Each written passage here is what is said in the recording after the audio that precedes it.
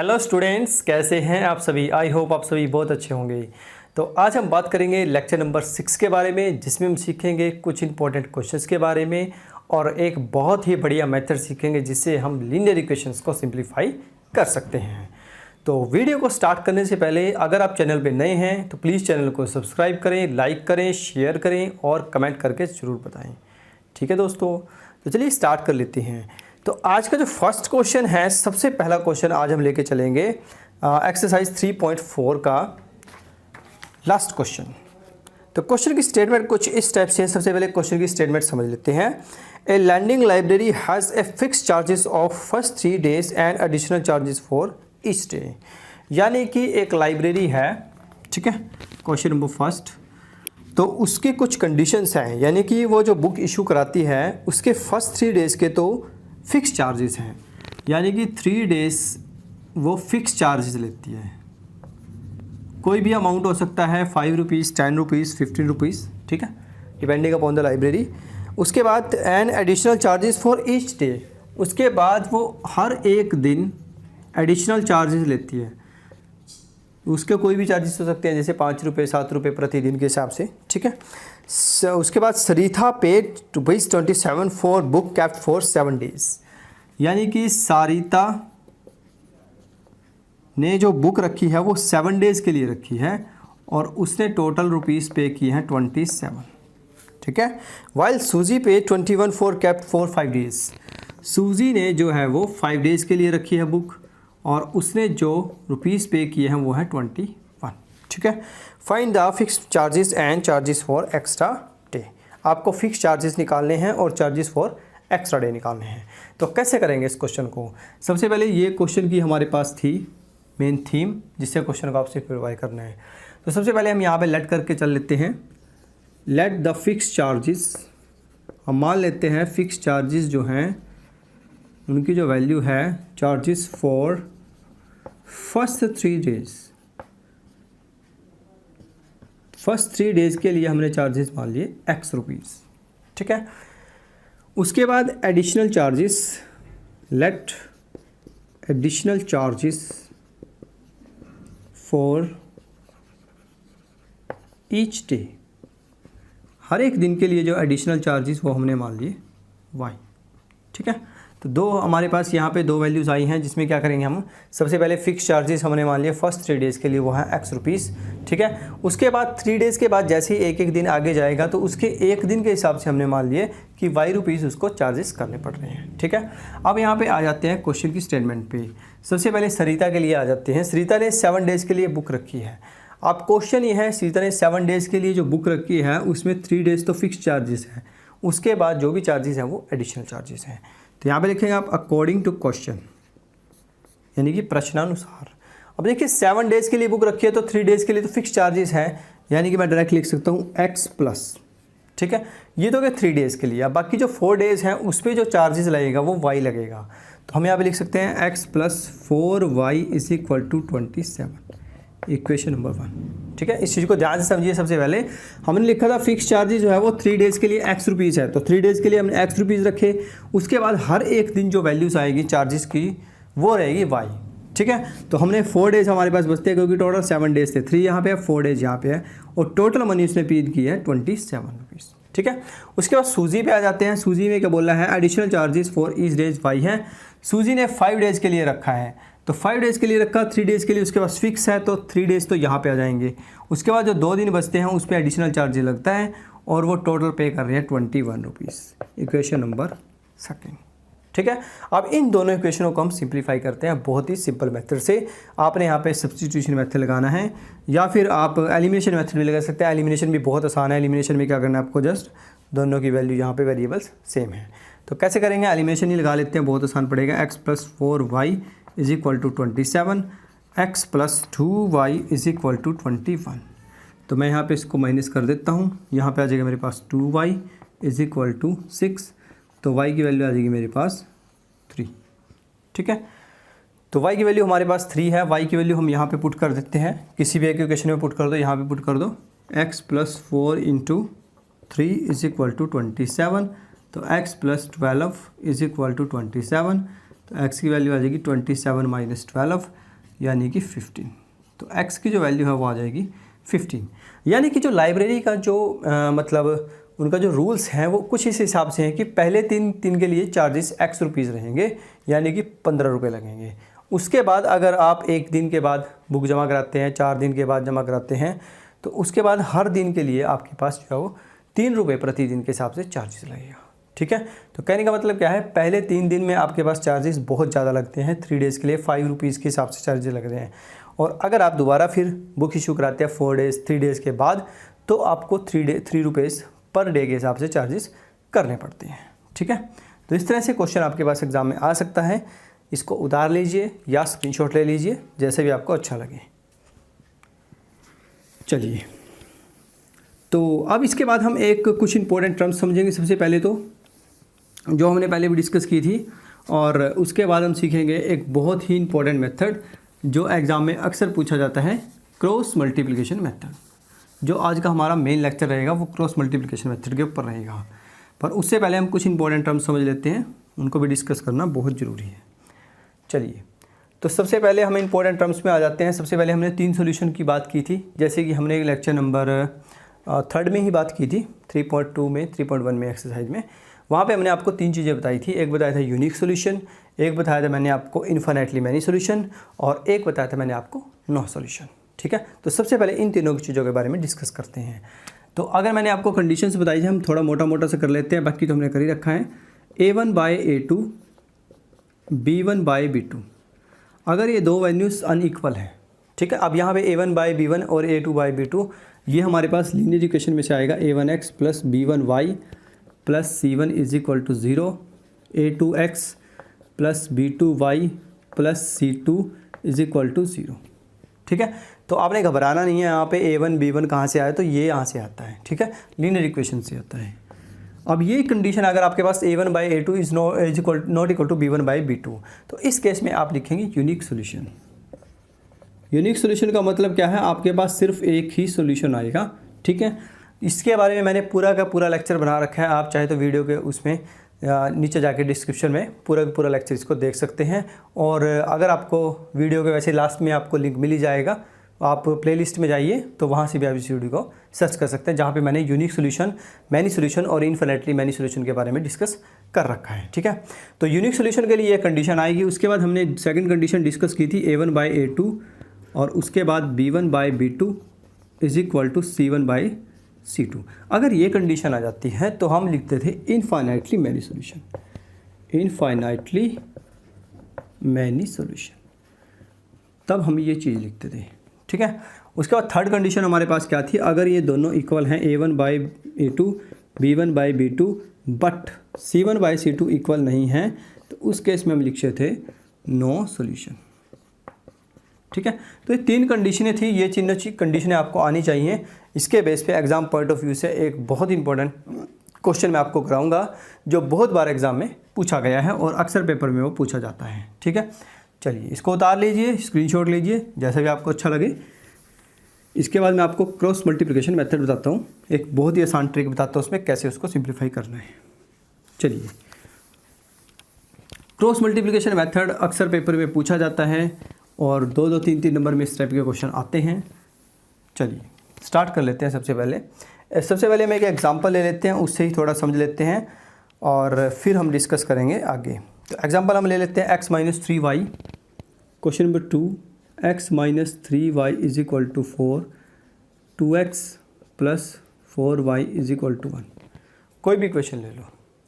तो ये हमारे पास 2 लीनियर इक्वेशंस हैं। हमने क्या करना है, इसको क्रॉस मल्टीप्लिकेशन मेथड से सिंप्लीफाई करना है। देखिए, जब भी आप क्रॉस मल्टीप्लिकेशन मेथड लगाने जाएं तो आपने हमेशा एक चीज़ का ध्यान रखना है, आपके जो इक्वल टू में जो वैल्यूज़ हैं उनको आपने लेफ्ट साइड में लेके आना है। यानी कि यहाँ पे जैसे मैंने 4 लिख रखा है, 1 लिख रखा है, तो आप प्लीज़ सबसे पहले इनको लेफ्ट साइड में लेके आएँ। उसके बाद आप क्वेश्चन को जो आगे है उसको प्रोसीड करेंगे। तो कैसे करेंगे, सबसे पहले यहाँ पे लिख लेते हैं x-3y।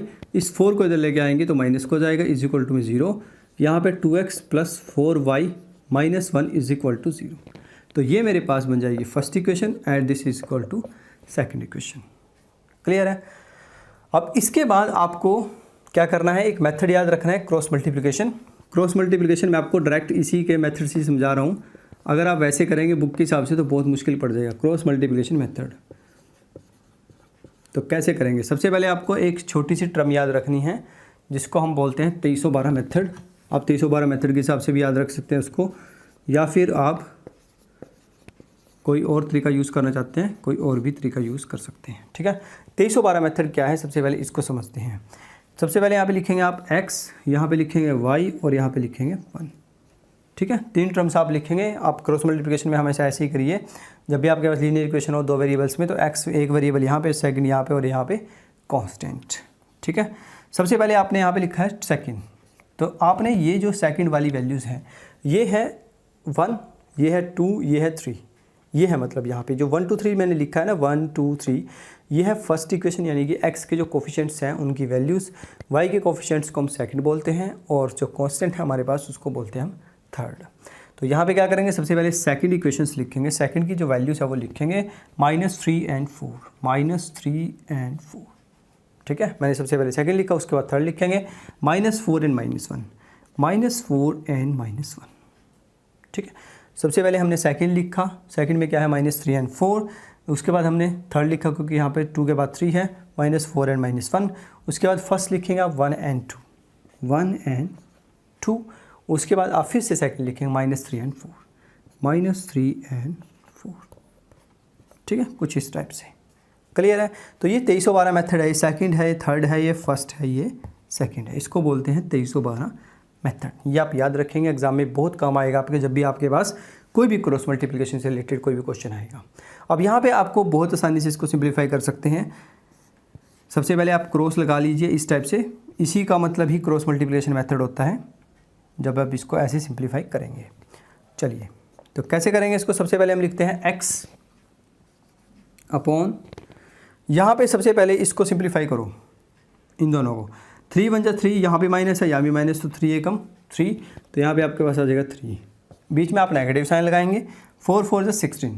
अब देखिए 4 4 जा 16 जब आपने किया तो नेगेटिव आएगा ये, ठीक है, क्योंकि ये प्लस का है, ये माइनस का है, तो 4 4 जा 16 और 16 आएगा माइनस को, और माइनस का निशान यहाँ पे पहले ही लिख रहा है, तो प्लस का 16 मैं यहाँ पे लिख सकता हूँ। ठीक है, कोई डाउट नहीं होना चाहिए। उसके बाद y में सॉल्व करेंगे, 4 2 जा 8, 4 2 जा 8 यानी कि ये माइनस का है, प्लस का है, तो 4 2 जा 8 यानी कि माइनस का 8, फिर नेगेटिव साइन, यहाँ पे 1 1 1 1 जा 1, ये नेगेटिव आएगा और बीच में नेगेटिव पहले ही है तो ये पॉजिटिव हो जाएगा, इज इक्वल टू 1 अपॉन। ठीक है, उसके बाद लास्ट में हमारे पास क्या रहेगा, 4 4 1 जा 4 माइनस, उसके बाद आएगा 3 2 जा 6, प्लस माइनस माइनस, और यहाँ पे प्लस का साइन आ जाएगा। ठीक है, 3 2 जा 6। अब इसको सिंप्लीफाई करो, x इज इक्वल टू 16 और 3 19 is equal to y upon minus के 7 is equal to 1 upon 10।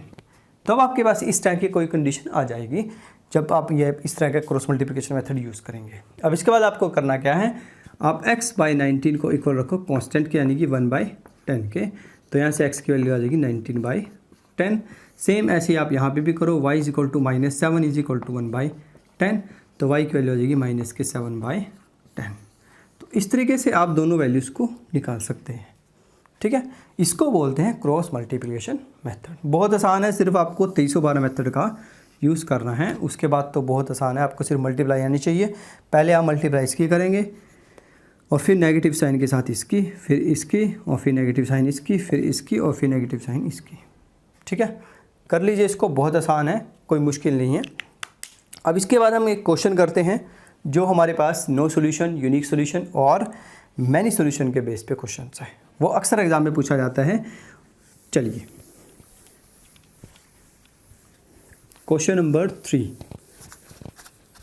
Question number 3 को करने से पहले आप एक बार ज़रूर रिमाइंड कीजिए, जब भी आप क्वेश्चन करने जाएं इस टाइप का, तो आपको पता होना चाहिए कि नो सॉल्यूशन, मैनी सॉल्यूशन, इस तरह की कंडीशंस कब होती हैं और कब हम इसका यूज़ करते हैं। ठीक है, क्वेश्चन नंबर सेकंड का फर्स्ट पार्ट। क्वेश्चन की स्टेटमेंट है, for which value of a and b does the following pair of linear equation have an infinite number of solution. Infinite number of solution आपको बोला जाएगा तो आपके एकदम condition याद आनी चाहिए कि a1/a2, b1/b2 एंड c1/c2 ये तीनों इक्वल होते हैं जब आप इनफाइनाइटली मैनी सॉल्यूशन की बात करते हैं। ठीक है, तो क्वेश्चन की स्टेटमेंट क्या है, 2x + 3y is equal to 7 and a minus b x plus a plus b y is equal to 3a minus b plus b and minus 2। ठीक है, तो ये कंडीशन आपके पास आ जाएगी। अब हम इसको सिंप्लीफाई करते हैं। सिंप्लीफाई कैसे करेंगे, इसका यूज़ करेंगे, क्योंकि इनफाइनाइटली मैनी सोल्यूशन का केस है तो हम इसी का ही यूज़ करने जा रहे हैं। कैसे करेंगे, सबसे पहले a1/a2 लिखो। यहाँ पे कोफिशिएंट x है, x का कोफिशिएंट 2 है, यहाँ पे a माइनस बी है, इज इक्वल टू b1/b2 यानी कि 3/a plus b and c1/c2 यानी कि 7/3a प्लस b माइनस 2। तो इस तरह से आपके पास ये कंडीशंस आ जाएंगी। आपने क्या किया, a1/a2 किया, b1/b2 किया एंड c1/c2 किया। अब ये तीनों आपस में इक्वल हैं, तो हम क्या करते हैं, सबसे पहले इन दोनों को सिंप्लीफाई करते हैं, फिर इन दोनों को सिंप्लीफाई करेंगे। सबसे पहले हम फर्स्ट 2 टर्म्स ले लेते हैं, taking first and second term. हम पहली 2 टर्म्स ले लेते हैं, उसके बाद क्या करते हैं, इसको सिंप्लीफाई करते हैं। Twice of a minus b is equal to thrice of a plus b. यहाँ से क्या करेंगे, हम क्रॉस मल्टीप्लाई कर दो इनकी, तो हमारे पास आ जाएगा 2a plus 2b is equal to 3a minus 3b। अब इसके बाद यहाँ से सिंप्लीफाई करके देखो कुछ बनता है, तो हम इसको सारे को राइट साइड में ले जाते हैं, तो हमारे पास आ जाएगा 0 is equal to 3a minus 3b minus के 2a माइनस के 2b। ठीक है, तो हमारे पास आ जाएगा a minus 5b is equal to 0। ठीक है, 3 में से 2 गए 1 और माइनस के, और ये भी माइनस का, तो माइनस माइनस हो जाएंगे प्लस a माइनस 5b। ठीक है, चलिए अब इसके बाद आगे क्या करेंगे हम, उसके बाद सेकंड और थर्ड कंडीशन ले लेते हैं, वहाँ से भी हमारे पास एक इक्वेशन आएगी और उसके बाद इसको सिंप्लीफाई करेंगे। चलिए, तो हमारे पास एक इक्वेशन आ गई है, last a minus 5b is equal to 0, equation number 3। ठीक है, अब हम लास्ट 2 टर्म्स ले लेते हैं, टेकिंग लास्ट 2 टर्म्स। अगर हम लास्ट की 2 टर्म्स लेंगे तो हमारे पास क्या आएगा, thrice of a plus B upon में is equal to 7/3a plus b minus 2। ठीक है, चलिए अब इसके बाद क्रॉस मल्टीप्लाई कर देते हैं। यहाँ पे क्रॉस मल्टीप्लाई करके आ जाएगा 9a plus 3b minus 6 is equal to 7a plus 7b। इसको इधर लेके जाते हैं, हमारे पास आ जाएगा 9a plus 3b minus 6 minus 7a minus 7b is equal to 0।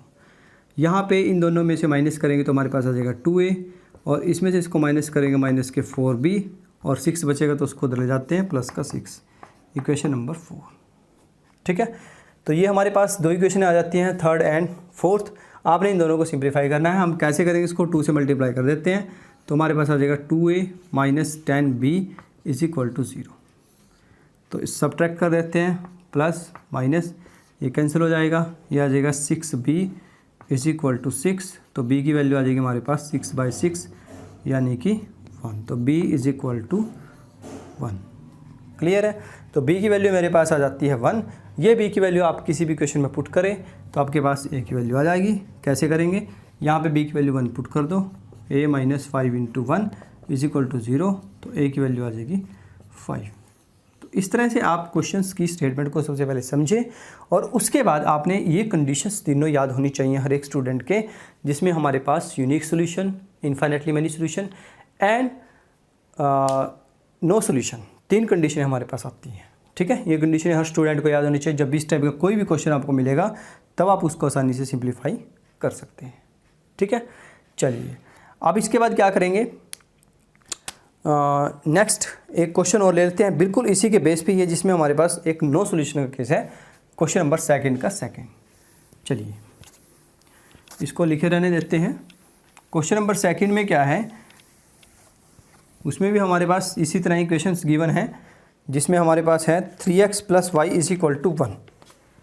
Second part है इसका, 3x plus y is equal to 1, and second equation हमारे पास है 2k माइनस 1 और x में साथ में, और प्लस में है k माइनस 1 y, और इज इक्वल टू में है 2k प्लस 1।